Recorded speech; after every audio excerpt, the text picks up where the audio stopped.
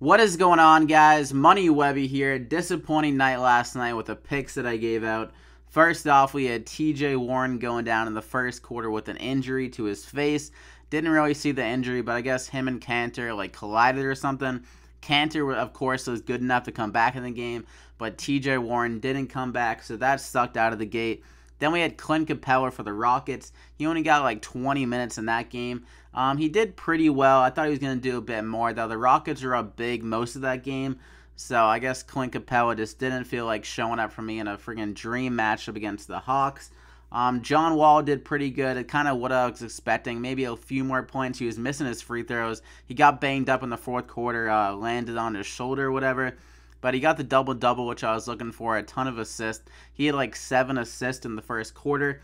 But Bradley Beal took over in the fourth quarter, and LeBron was going crazy, which killed Kevin Love for me. He only took 4 shots. So a lot of things just didn't break my way yesterday, but I was big on LeBron, so I guess I got that right. And also Kyle Kuzma had a huge game. And so, yeah, it was, in that sense, it was a good night. So those guys returned a shit ton of value. If you had LeBron in your lineup, then you probably were looking pretty good. So we got an interesting slate here today, though. We got a 4-game slate. So we got 8 teams here, and 5 out of the 8 teams are in a back-to-back. So that's pretty interesting. Definitely something to consider. Like, you got the 2 studs at the top, DeMarcus Cousins and Anthony Davis. Both of them played 40 minutes yesterday, so that is definitely something to keep in mind. The Pelicans going against the Bulls. The Bulls are a very bad team. A lot of these games could easily have blowout potential, so you got to keep that in mind here. But obviously the highest scoring game, or the highest pace game, the highest scoring game is going to be this Warriors-Nuggets game. So that's really the game I'm going to be targeting in this video. So I got my top 5 plays and my Dollar Tree play of the day to make it work for you guys. On this 4-game slate, it's kind of hard to give like a balanced top 5, like give you 5 guys to throw in your lineup without me like kind of showing my whole entire lineup. So it might be tough to probably put all of these guys in your lineup, but you can definitely mix and match them in different lineups to get it working. So before we get going, leave a like in the video. I stayed up late researching, got this going at 2:20 in the morning. So definitely some things can change. So definitely follow me on Twitter at MoneyWebby for any updates on these plays. If like anyone decides to not play, if they're like feeling like tired maybe the next day, I don't know. These NBA players are very sporadic. So definitely follow me there and subscribe to get more videos like this. We've been kind of up and down. The NBA is definitely unpredictable in that sense. Like, I couldn't tell you that TJ Warren was going to get hurt in the first quarter, and I couldn't tell you that LeBron was going to go unconscious. And then, I mean, I was watching that game. The Wizards literally had John Wall trying to guard him in the post and not even double-teaming him. So if I knew that was going to happen, I would have had 100% exposure to LeBron. The Wizards were just playing pretty dumb in that game. Let's just let LeBron beat us and not have the rest of their horrendous roster try to beat us. Very interesting coaching on their part. But let's get into it with the top 5 plays. My first guy I'm extremely high on. Just because I'm so high on this guy, I'm not really going to be paying out for Anthony Davis and DeMarcus Cousins. I'm going to be hoping that the Pelicans can blow out the Bulls, and then Anthony Davis and Cousins get a bit of a rest after playing 40 minutes. So I'm going to go with Nikola Jokic. This guy had a monster game against the Warriors last year. He does have Millsap in the fold now, so he hasn't shown that next level upside, but he has had great games this year and kind of limited minutes, honestly.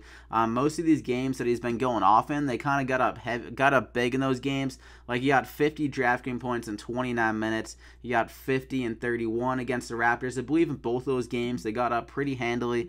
So in this game against the Warriors, I don't see them blowing them out. I think this game is actually going to stay close throughout. And the Warriors, they normally like to stick around with their team, stick around with the team they're playing until the fourth quarter, and then kind of turn on the Jets. And this Nuggets team actually matches up very well with the Warriors, considering how good they are down low. Draymond's really the only guy down low they can have to play defense unless they want to go big in this spot. So I think Jokic is going to have a huge game here. Like I was saying, by far the highest scoring game of the day. I think this game has the best chance of staying close throughout as well, a high pace. So Nikola Jokic is definitely one of the best options. A little bit too cheap at 8,500. Think he gets over 50 DraftKings points in this game. So that's a lot of value on the price tag. So lock him in. Next up, like I'm saying, I'm sticking with this game. Another guy with a good matchup here, Steph Curry at 9,500 going against the Nuggets. Jamal Murray is not a good defender here. So I think Steph, he hasn't really had that explosion game where he's like lighting it up and going for 40 points. Part of that's due to having Kevin Durant on the team, but I think Steph can definitely get hot here because the Nuggets, Gary Harris is a solid defender, but Jamal Murray just isn't good enough to keep up with Steph on the perimeter. I think he can get unconscious like LeBron did yesterday from the three-point line. And like I was saying, there's going to be a lot of points in this game, so Steph can get some assists as well, throwing it to Clay and KD here, and he can really fill it up. He's been filling it up in every category this year.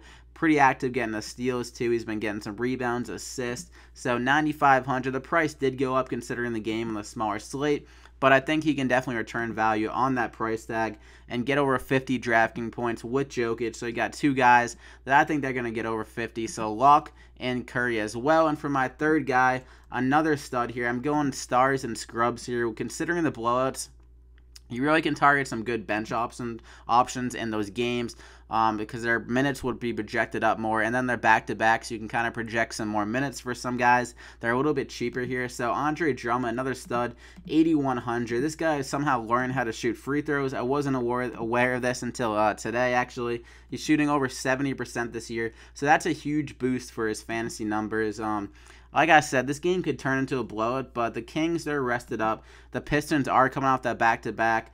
I believe their game was pretty close throughout. I believe they put the Bucks. That game was good throughout, so they could be a little bit tired. And with that back-to-back, some guys can be tired, missing some shots. That means some more rebounds, opportunities, opening up for Drummond on the offensive glass. I almost said Draymond there, but I think he has a monster game here, a double-double. The Kings down low aren't that great. They've been getting eating alive on the glass, 30th on defensive rebounds, 22nd offensive rebounds. So I think Drummond can easily get a double-double, and if he's hitting those free throws, his upside is tremendous on that 8,100 price tag. So lock him in. Next up, like I was just about to say with Drummond saying Draymond, but Draymond Green here, back to this Nuggets-Warriors game, stacking it up, 7,200. The price tag isn't too bad. Like, I'm not like ecstatic about the price tag, but there's not, like, with at least 4-game slates, it's tough to put a build together where everything just works out smoothly. So Draymond Green here, I think he can definitely return the value here, but his upside isn't that great. But he can fill it up in every category, like we saw in the first game against the Rockets. He got a triple, or almost got a triple-double, 9 points, but he was able to do a lot in that game. I think he can get over 40 drafting points. But he definitely can't reach like 50 plus like he was able to without KD because he's not shooting as much. The volume isn't there. But he can definitely do it because he's going to be active down low against Millsap and Jokic here. And like I was saying 100 times, a lot of points, high pace, a lot of shots going up. So Draymond Green, they're going to need him on the court against those big men down low. So I like him, 7,200, lock him in. And for my fifth guy, maybe someone you don't even know about, but David Nwaba coming out of nowhere. He looked actually pretty good on the Lakers last year. And on the Bulls, 3,900 this year. He's actually looked pretty damn good. This guy has some nice hops to him. He can dunk on like anyone. I think he almost posterized someone yesterday, but he's been looking very good. 30 drafting points a couple games ago, 25 the other night, and then he had another good game. Hasn't updated yet, but tonight he had 16 points, 5 rebounds, 2 steals, 1 assist, a block in 35 minutes. So his minutes have been trending up.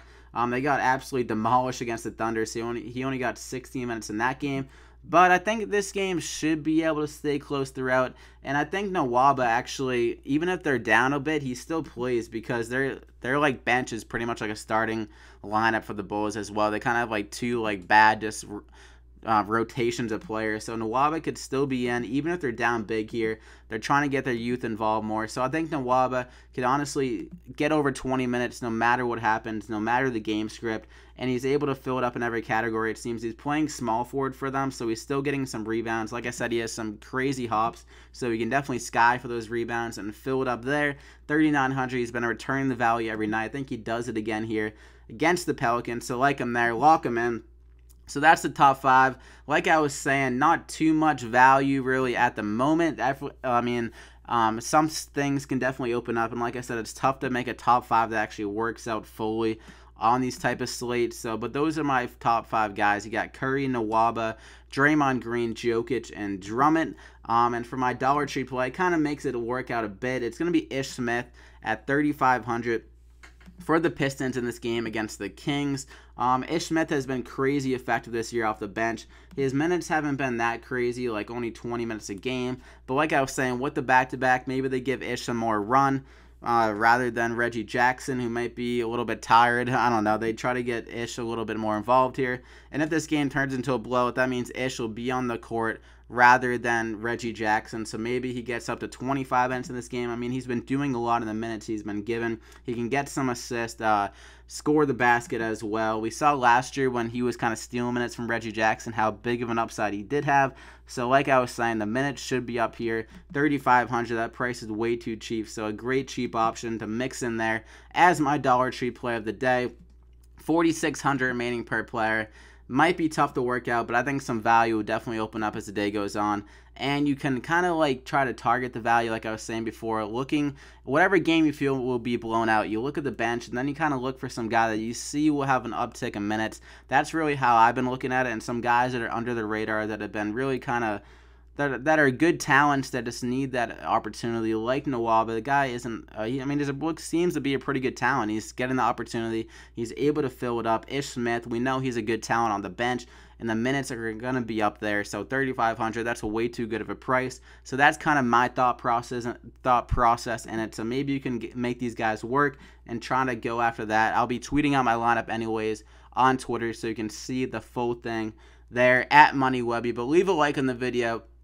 Bit longer with this one, trying to give a little bit more of my thought process on this weird 4-game slate with all those back-to-backs and stuff like that. But also subscribe to get these videos every single day. Probably no video on Sunday as it's the early slate, so we'll be back on Monday. Definitely go check my NFL DraftKings picks to get ready for your NFL Sunday to win some money on there as well. Should be a good one there. So I hope you guys enjoyed the video. Good luck today on Saturday, 2:30 in the morning. Signing off. We'll see you on Monday.